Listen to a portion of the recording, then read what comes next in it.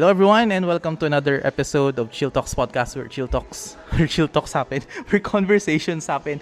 I am your host PJ and we are here once again sa Rustic Cafe here in Daet Camarines Norte, and we are joined by one of our recurring guests, one of the founders, or I say the sole founder ba, if I remember correctly. One of the founders nila. You don't want to parang okay, sige. One of the founders of the Daet Savings Trace na nag-record kami last year's episode. Check that out as well. So Miss Adabel Panotes, thank you so much and welcome for accepting this invitation and at the same time accepting this second recording of this episode. So again, thank you so much, Miss Ada. Yes, again, thank you so much for inviting me here. It's always a pleasure to be here, and thank you for allowing me to share my advocacy here in your podcast. So, yep. So as you can see, if you're listening on Spotify, maybe hindi nyo nakikita ito, but we're sharing one microphone because yun nga, there's things happening behind the scenes na nangyari. Yeah, shit happens, parang ganun.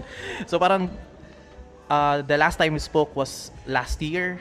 So parang what changes na nangyari sa'yo between the organization and between your personal life as well? Kamusta ka? To answer the question, kamusta ka? That's the question I find so difficult to answer kasi kamusta ka? Hindi ko rin alam eh. With regards to the Diet Savings Trace, we're doing fine. So, tuloy-tuloy pa rin yung advocacy. Monthly, we're doing the stray feeding program.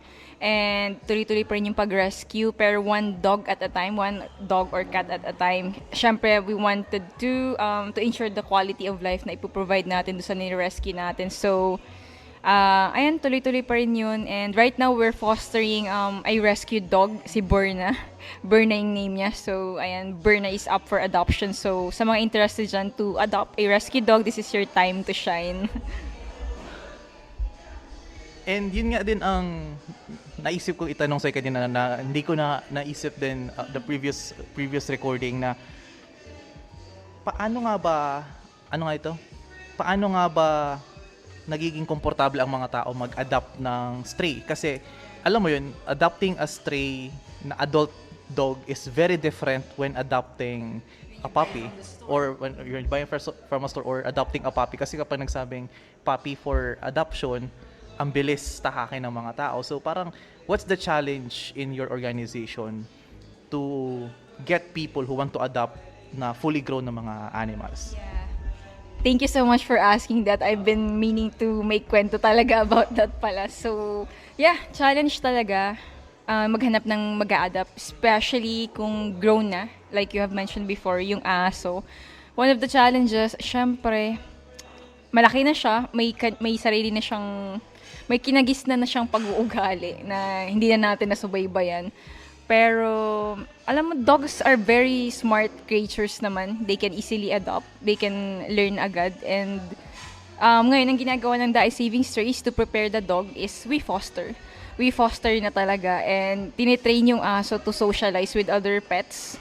So, may mga nakakasalamuha siyang kapwa niya aso. And then, alam mo, tinitrain na rin siya ng basic commands para when the time comes that they're ready for adoption, fit talaga sila para maging family dogs. So, ayun. The challenges is, syempre, maghanap. Most people, they prefer, let's face it, mga cute na Chihuahua, Shih Tzu, yung may mga breeds. Pero, pag may meme nga, di ba, na kapag Shih Tzu, ay, gusto ko yan, for adoption ba yun. Pero kapag yung aspin lang or asong Pinoy, parang it's very difficult to find someone na mag-a-adopt. So, yun yung challenge talaga. Kasi parang parang yun nga, isipin ng mga potential adopters na yung mga possible efforts na kailangan din ilabas nila. So parang yun na yung fini-fill nyo munang gap para din sa both sa dog and sa potential home na mapupuntahan niya ay parang win-win for both. So that's good.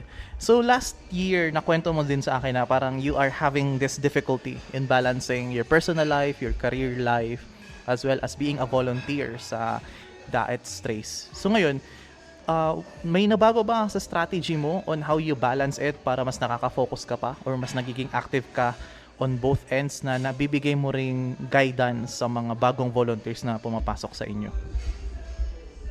Changes wala naman masyado pero may improvements naman. I think personally mas naging organized ako ngayon. Alam ko I'm an organized person. Mayabang. Pero parang ngayon mas naging organized lang. So I also learned to delegate tasks sa mga volunteers.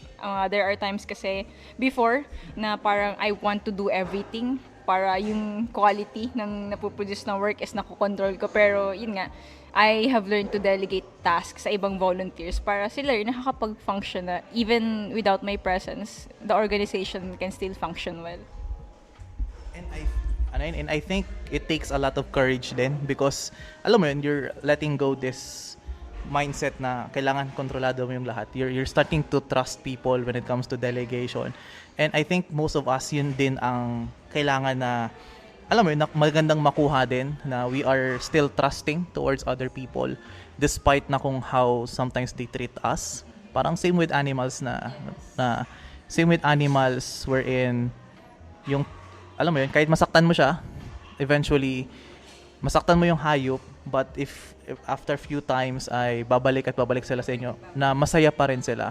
So yun nga, nakwento ko na sa iyo kanina yung aso ko nga na nagtampo sa akin yung aso. Tampo sa akin yung aso namin na natapakan ko tas umiyak siya. Pero maya-maya bati na kayo. Pero sa iyo, on your end, Miss Ada, how is your perception of trust apply when it comes to people na sumira before nito or when it comes to people na hindi mo pa siya natetest yung tiwala mo? I'm the type of person kasi na I don't hold grudges. So if I trust someone, okay, and then you happen to like do something that might break it or whatnot, I hold you accountable for what you did. I will still trust you, I think, pero there will be boundaries na. There will be a wall na. So it will, we can still be the same, pero not really the same. There will be a wall na, pero ayun nga, trusting people naman kasi, you take a risk talaga. At the end of the day, yun nga, na-mention natin kanina na kung i-break mo nila yung trust na binigay mo is, sa kanila na yung nagre-reflect. It says of what kind of person they are. So kasi yun nga, bakit natin nasabi parang matapang ang pagbibigay ng tiwala? Because alam mo yun, you're still taking a risk. Even let's say even if you trust someone 100%, there's still a risk if you are trusting people. And at the same time, yun nga, coming from experience wherein I was the one na ako yung sumira nung tiwala. So parang it's hard to recover at the person's trust din. So at the same time, it's been a mantra of mine na kapag someone broke my trust, it's their responsibility, but it's also my responsibility to give them chances. It's not being, ang tawag na to? It's not in the lines of being naive or naivete. It's more on, I'm willing to risk these things or this trust with this person. But at the same time, yun nga, nasabi mo kanina, there should be boundaries or there should be limitations na magbabago na yung tingin ko sa'yo. But still, my trust will be there. But on some levels, I will still have hesitations there. Parang part na siya. So ngayon, one of the curiosities naman din na gusto kong pag-usapan din sa'yo is that given our age, given our age as millennials, were there moments na, alam mo yun, na hindi na nadidetermine ng mga younger generations or even older generations than us na where do we draw lines or certain topics or certain events sa society natin? Or is it really important to draw lines on some things? Kasi nasa mundo na tayo na kung ano gusto mo, sige, dito ka masaya. So, ikaw, sa tingin mo, where should we draw lines on certain topics? Ito tayo sa pag-draw ng line, no? Yun nga, iba-iba kasi ang tao eh.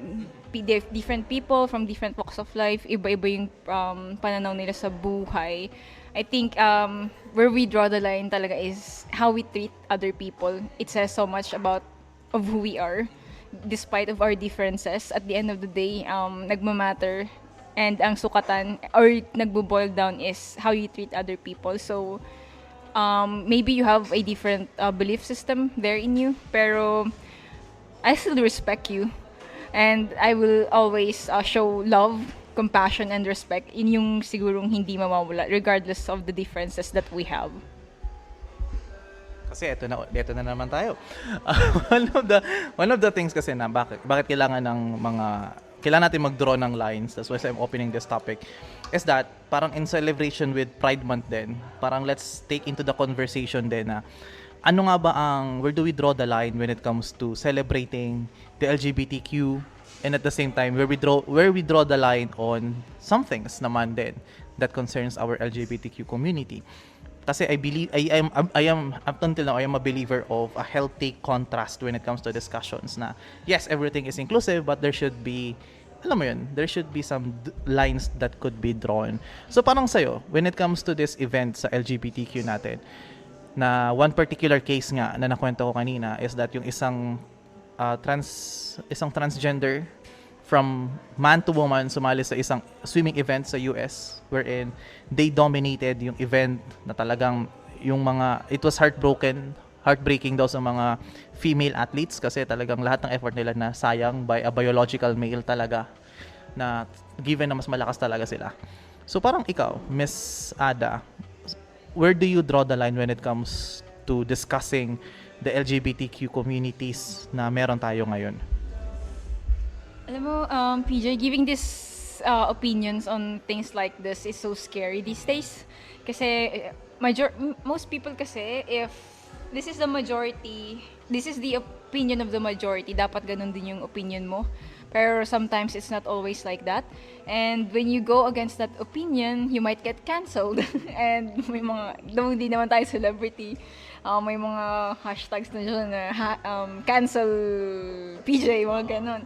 So, like what I have mentioned nga kanina, na regardless kung ano man yung pinaniniwalaan mo, me as a person, how I will treat you is laging naglilindol. Naglilindol. Tagalog na taga Bicol na, no? Naglilindol. Na-distract ako sa paglindol. So, nawala tuloy ako. So, ayun nga, regardless of the differences, we draw the line on how we treat other people. Though magkakaiba tayo ng belief system, kailangan andyan pa rin yung respect, hindi dapat yun nawawala. And yung love, yung compassion sa other people, regardless kung ano man yung pinaniniwalaan nila. Let's face it, there are certain communities na, tama bang term? Hindi accepted yung ganitong bagay, but still hindi kinokondone or hindi ginajudge based lang dun sa kung ano yung pinaniniwalaan nila. So it's really important that we have the love, respect, and sa mga kapatid natin regardless kung ano man sila. And dun naman sa topic kanina na may athlete na transgender who join swimming event for the women category.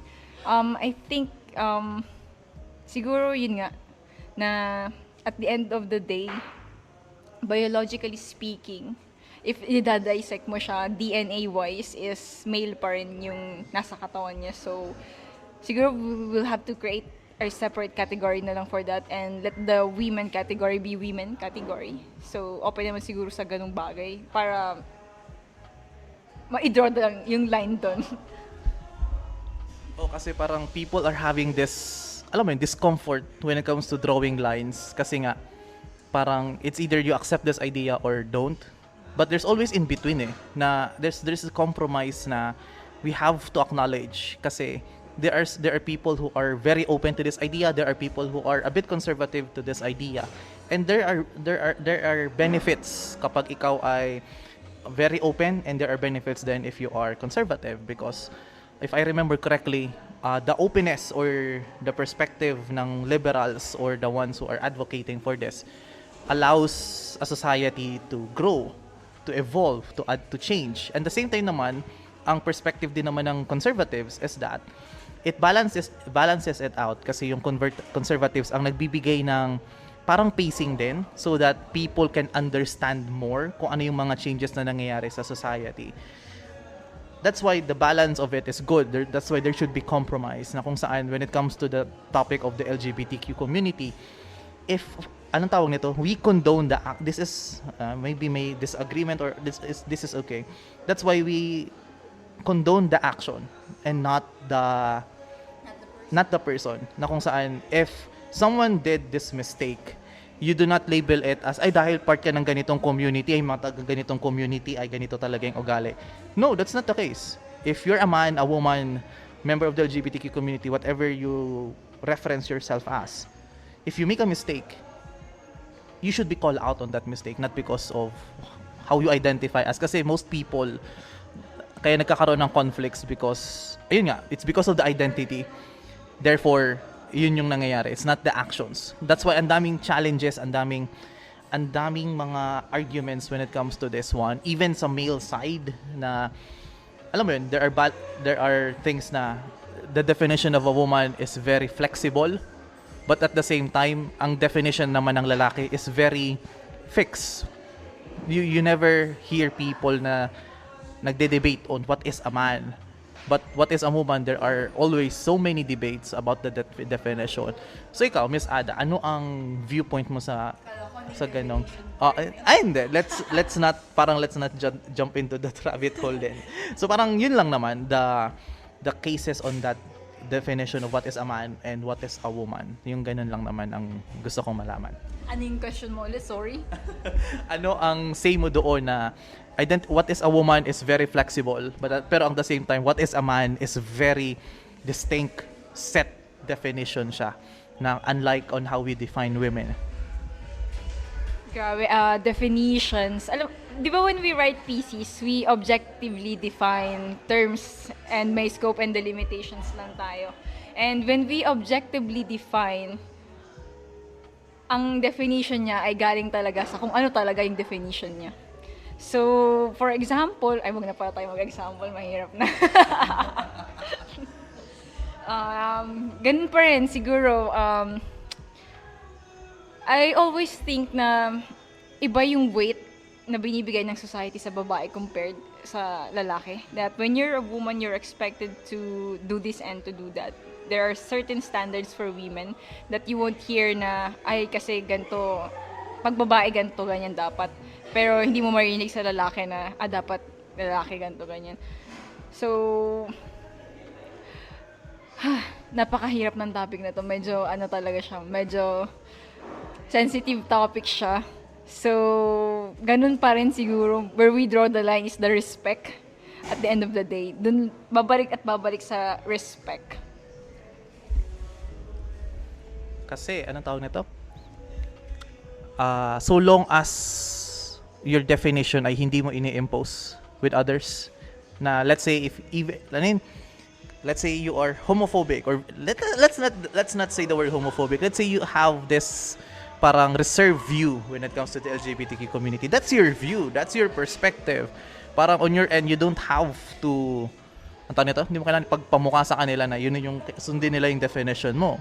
And that's the same case if you are a member of the LGBTQ community. Kasi, ang tawag nito, it's not, parang hindi mo naman kailangan pakita sa kanila.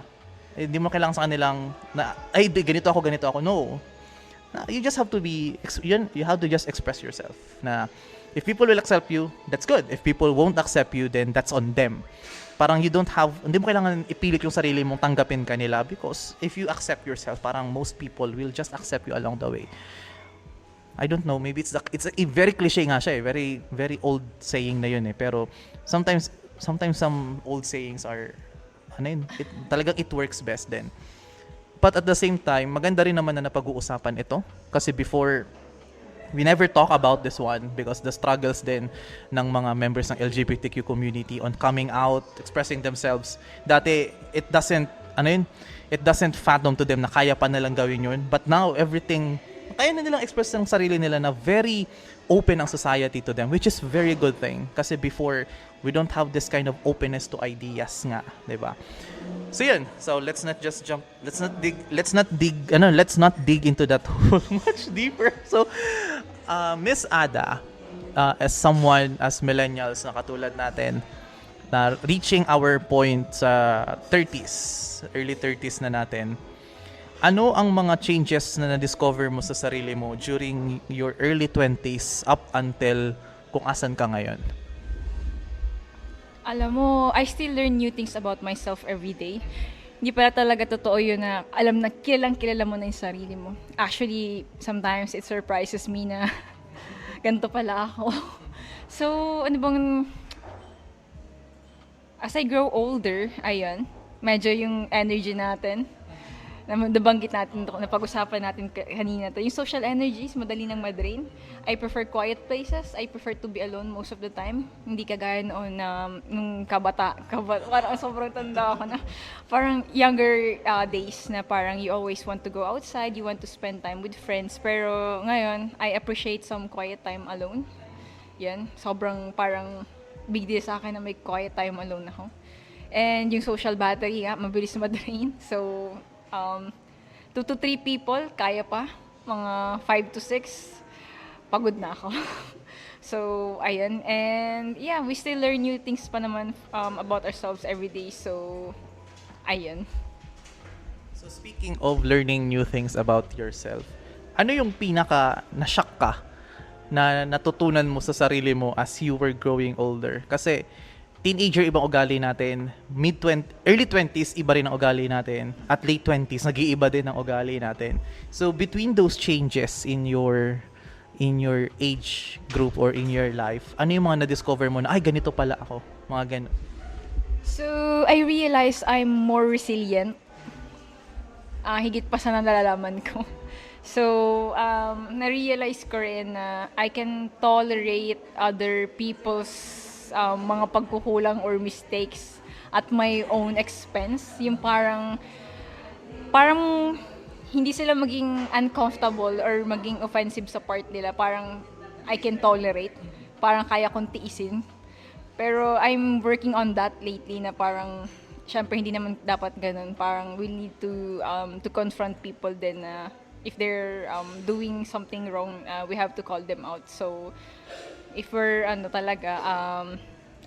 genuine relationship with other people requires confrontation, then healthy confrontation. We cannot avoid confrontation. So that's what I am dealing with myself right now. I'm learning to confront people.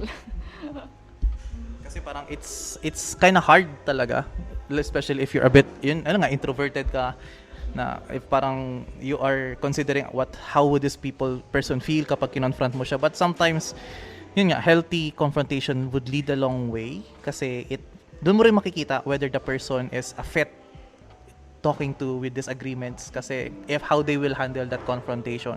Will they be in denial? Will they be uncountable? So doon mo rin siya makikita. Kasi personally din sa akin, na-realize ko din early teens, early 20s, yeah, because I'm actually 27, so nearing that age na rin, I discovered something na most years, teens up to early 20s, I was a failure pala. I realized this, I was a failure because I prioritized more on what makes me happy lang. I prioritize more what makes me happy rather than what needs to be done. Doon ko lang na-realize, there's a huge difference na what makes you happy, is really what makes you happy. So, with that, I became selfish, I became insensitive, I ruined trust of people, and lately ko lang na-realize na, lately lang ako naging accountable na sometimes it bothers me na nasashock ako na if things are going well sa akin, because I was so used to being a failure na given fault ko naman talaga, pero syempre even still na kapag the moment you start accepting accountability, the moment I started changing for what is better for me, parang I'm still scared kasi nga maybe this is just, alam mo yun, temporary lang to na I will eventually fail. It is very scary, but at the same time it's scary. It's very scary. It's scary, but at the same time, I have to do it because it's that fear. It's making me better, unlike before. Na parang yung fear ko before is for selfish reason, but now the fear that I have now is that how can I be a better person for me and the people around me? So parang ganun siya. It's very hard. Please lang but at the same time, it's healthy na fail a lot in your early 20s because if you fail a lot, if you're older, mas mahirap na makarecover actually. So, yeah, mas mahirap na siya. So ngayon, in your end naman, Miss Ada, did you ever felt lost during your journey in your early 20s up until now? And sometimes, how do you handle that? Kasi marami na nakikinig dito na either fresh graduates, either young adults, na for sure may experience yung ganun. So it would make sense listening to advice coming from someone like us na oo. The feeling lost. Yeah, I think at some point in our lives, we've been through that. Now, we're like a stray dog na we feel lost. I've been through that also. Siguro circa 2018 until early 2020. So, I feel so lost to the extent na parang wala nang purpose ang life. Parang I always compare myself to other people, especially people of my age, my peers, na I'm always comparing my achievements sa kanila. But in 2020, nakabalik kasi ako sa pag-search ulit. So, medyo siyang pakinggan, pero this is a life testimony rin siguro na yep, I was once lost. I was once lost, but now I am found. Actually, I've been, during those years, parang I was so lost na to the extent that I want to end my life kasi wala na talagang purpose. Ayoko naman i-self-diagnose yung sarili ko na parang na-depress, pero parang gano'n na nga. Dahil sa maling relationship na pinagdaanan ko. Tapos, naging agnostic ako. I don't believe in God anymore. Na, okay, maybe there is a grand creator, pero hindi natin sure kung sino ba talaga yun. Ganun na yung idea ko before. And then, yeah, 2020's pandemic. So, nakabalik ako ulit sa pag-search. So, ayun. We don't feel so lost anymore. Kasi nahanap na rin natin yung identity natin kay Christ. So, nagsastumble pa rin sometimes, tao lang naman tayo, we still commit mistakes. Hindi naman exemption ng mga Christian sa mga pagkakamali dahil tao lang din naman tayo. But still, God is so good, God is so gracious. Parang you will be reminded every day kung gaano siya kabuti. And I'm just so thankful na I'm so surrounded by the right people na sabi nga kailangan daw you surround yourself with people that will also encourage you. Para daw uling yan na hindi ka magbabaga ng ikaw lang mag-isa. So you have to be may mga kasama. So I'm just so thankful right now na I'm surrounded by the right people. So ayun, I don't feel lost anymore. Kasi parang I opened that kind of question kasi it's a very common trend na pinag-uusapan ng mga tao na it's okay daw to feel lost, it's okay to do not know what you want in life because yun nga, life is not a race. There are so many journeys pa tayo na yung tipong your page 1 is someone 365, so you don't have to compare sa mga ganong cases. But there is this wonderful wisdom na yun nga, binigay sa akin ng mom ko before na, uy PJ, tumatanda ka na, wala ka pang, dapat may direction ka na sa buhay.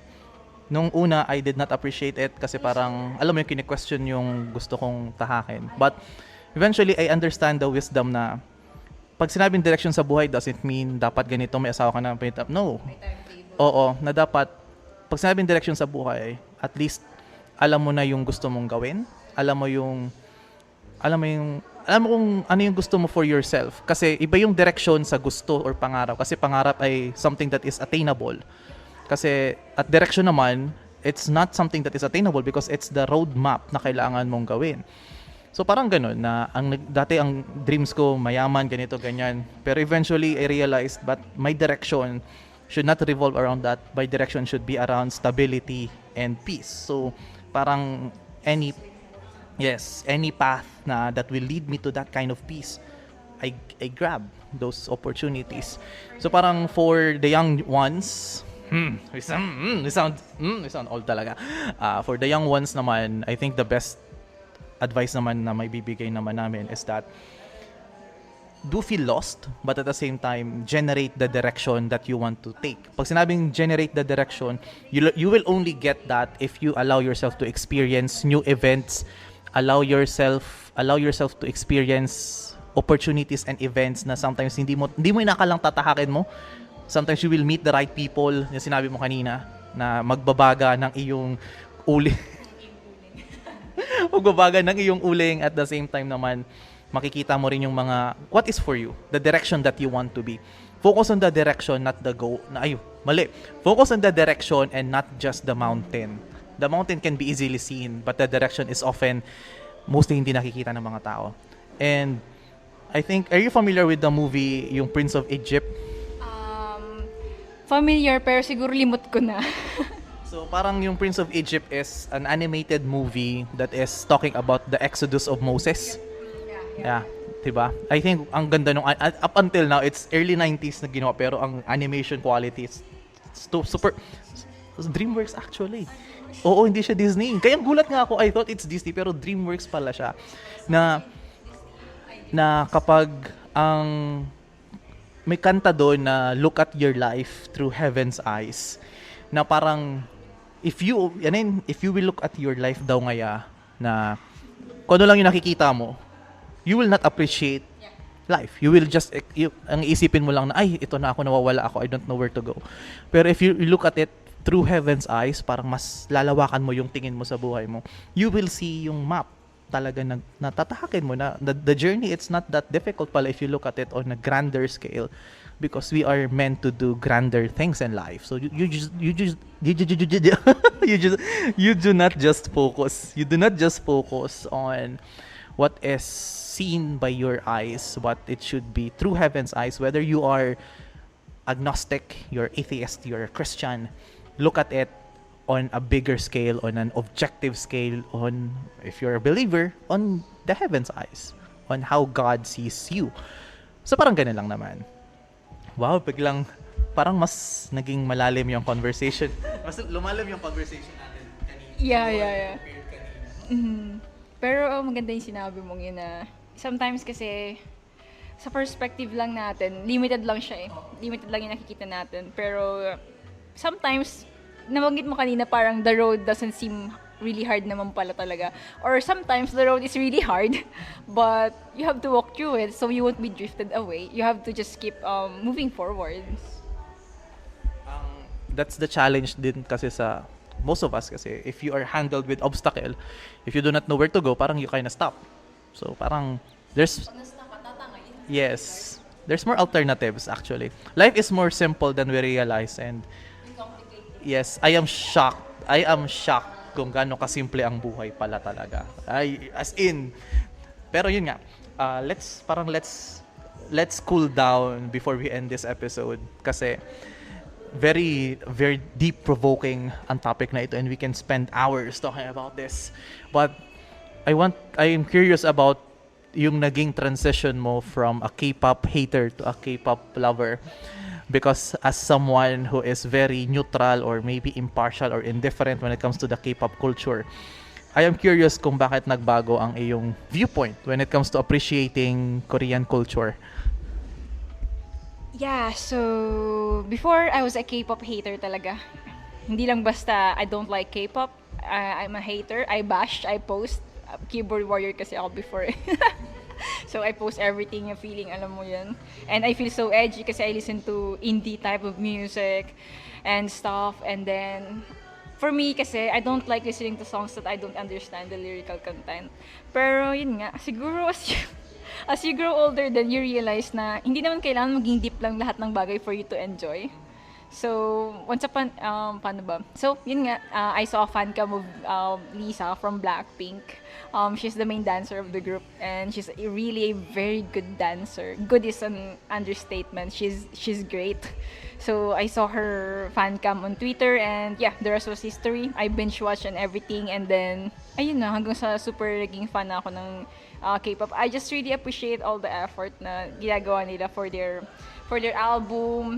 May mga photo cards pa kasi, tapos ang daming photo shoot, tapos may light stick pa sila. Tapos meron din silang yung mga music videos, as someone who graduated communication arts na pinag-aaralan yung mga ganun. Grabe yung effort sa music video, something that you don't usually see sa western music videos. Kasi di ba usually pag western, simple lang na kumakanta-kanta sa isang tabi. Pero sa K-pop, grabe, they really build the set. So it's just amazing to see the artistry. yung creativity, yung production quality, yeah. Actually, maganda talaga siya. Yun nga, it's not my cup of tea, but it doesn't mean I hate the culture. Hindi ka gaya ko eh. Oh, you hated it eh. Sige. So ngayon, binubuli ka. Binibuli na ako ng mga friends ko. Binubuli ka na ngayon for your, for the change. Pero okay lang naman yan. I think that was playful banter din naman. Kasi, parang pagdating kasi sa artistry ng Korean culture, parang there's so many, up until now, there's so many debates tungkol dyan. But at the same time, come on, we're just appreciating other culture. And other people are also appreciating ang culture natin. Ang sa akin lang naman, why don't we appreciate that?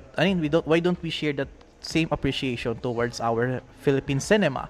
Kasi ang Philippine cinema natin, yes, some of it may be cliche, some of it may have parang corny writings, some of it may have lackluster ending. I'm looking at you, doon sa gumawa ng Babong, na kaibigan ni Mama Susan.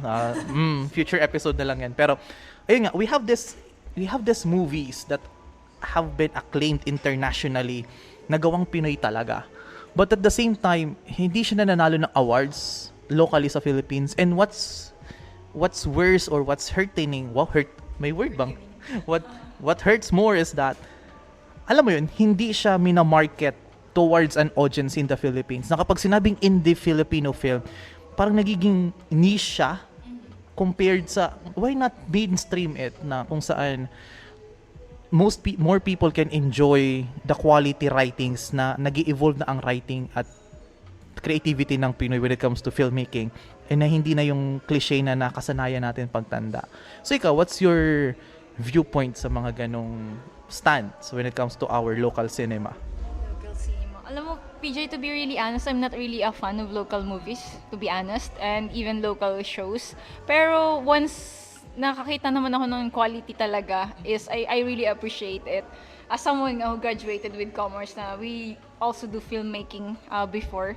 So it's also nice to see that our local writers are also stepping up their game. So you will see some revolutionary or out of the box shows these days, kagaya nung sa GMA, yung Mariah Clara and Ibarra, na wow, ang galing nung take nila, kasi though may history siya, part siya ng history, parang nilagay nila ng spice para makiliti din yung audience na younger generation. Kasi let's face it, when it comes to history, younger people are not so interested with that. Pero guys, history is actually very nice. And yeah, it's so nice to see that even sa mga local artists, mapapansin natin SB19, 'di ba? They're really good. Talent-wise, they're very good in dancing. The vocals are no joke as well. And nakikisabay talaga. And we have this mentality lang, kasi I think the problem with the people, the problem with some people is porket yung minap siya parang sa K-pop, yung SB19, yung P-pop na ano. Pero, so what?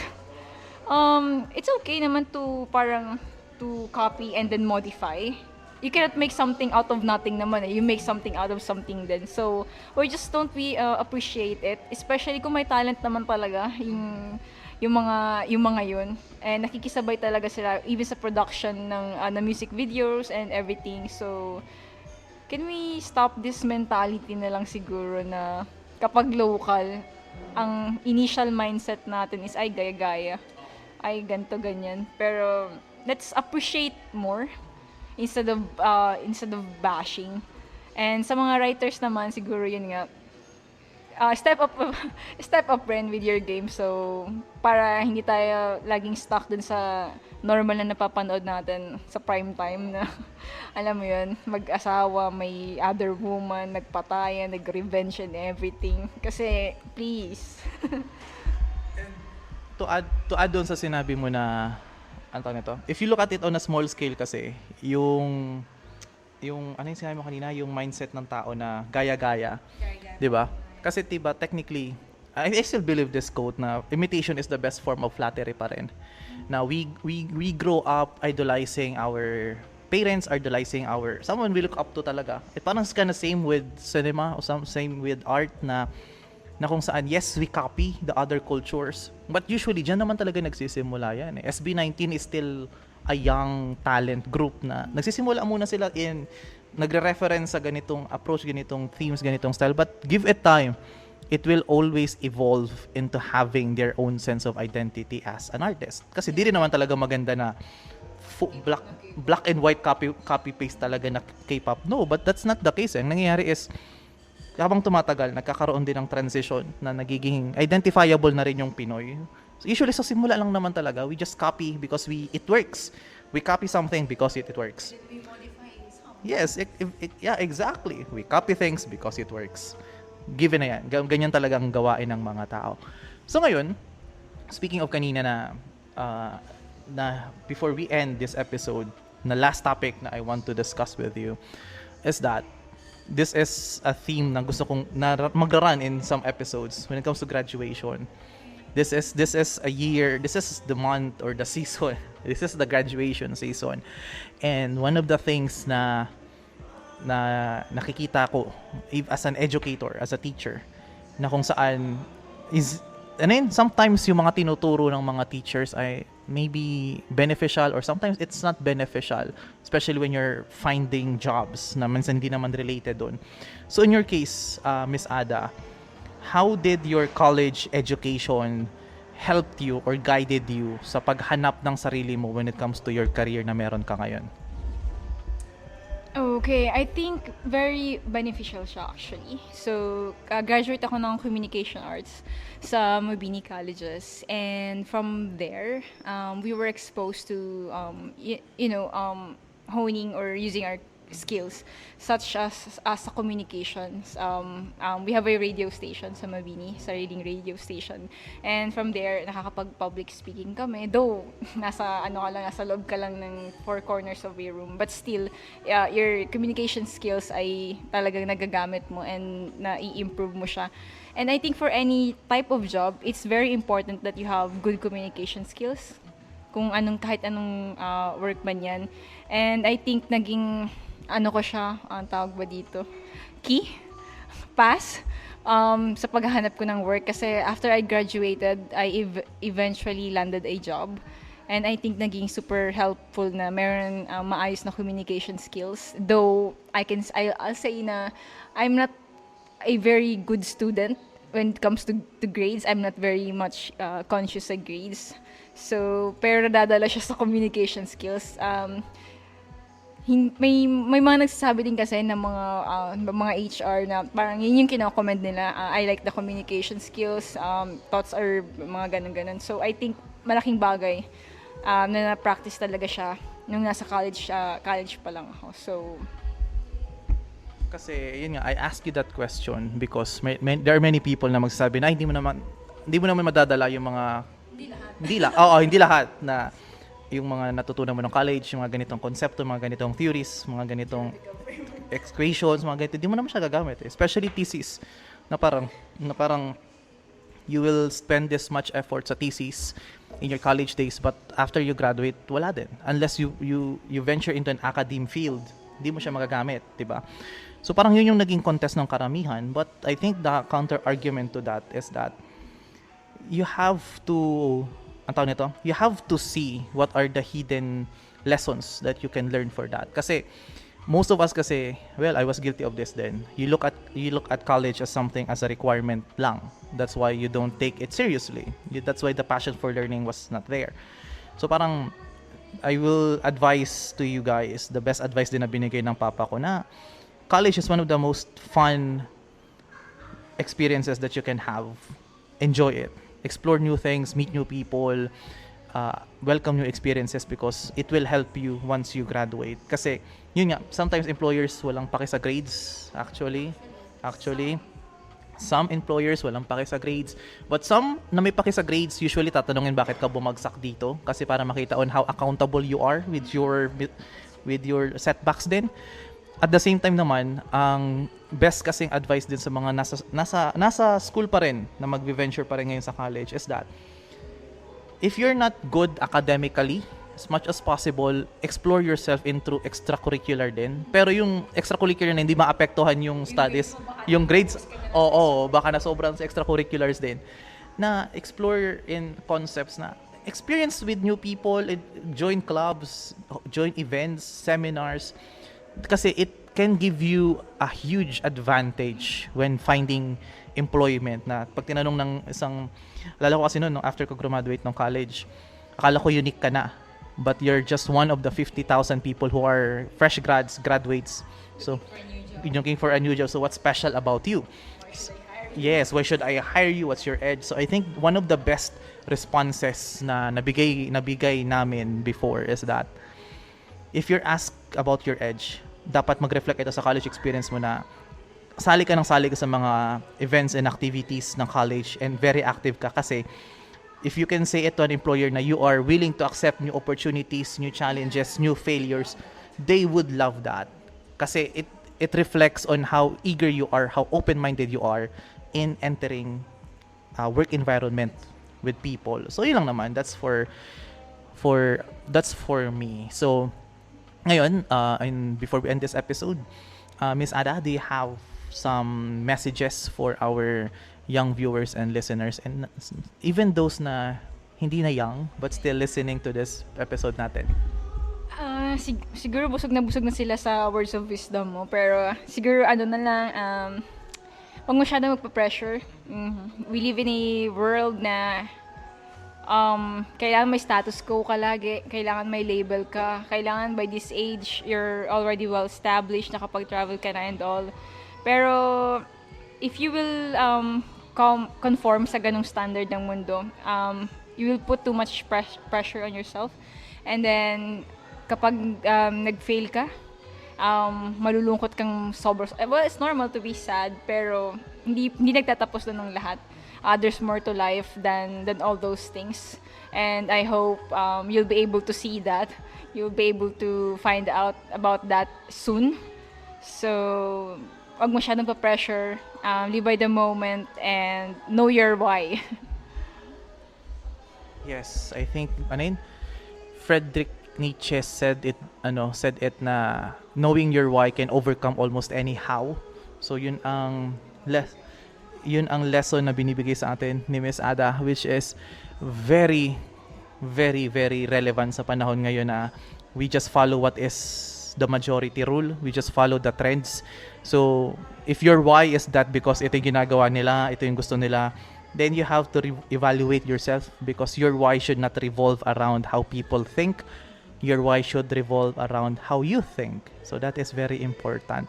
So, once again, Miss Ada, thank you so much for this wonderful conversation.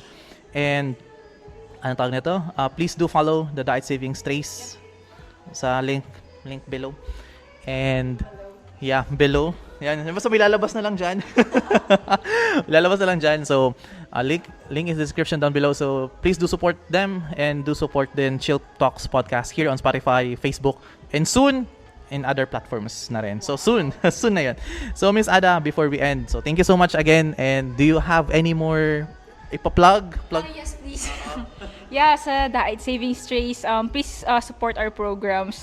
Madaling maawa sa mga animals in need. Pero alam mo ba, yes, I'm talking to you na you can also do your part, na hindi ka lang pwedeng basta lang maawa. You can also help. If you cannot rescue, you can foster. If you cannot foster, you can donate. We have actually a lot of programs right now. You can be a monthly supporter for only 300 pesos. Mapupunta yan sa rescue animals in our care. And then we also have 30 Thursday challenge. So for every Thursday, you can donate 30 pesos. So akala mo 30 pesos lang yan, pero it can go a long way. So please support the Savings Trace. We only rely on donations and fundraising. We're not funded by any government or entity. So yeah, you can also do your part. Okay, with that, thank you so much, and we will see you all on the next one. Bye-bye.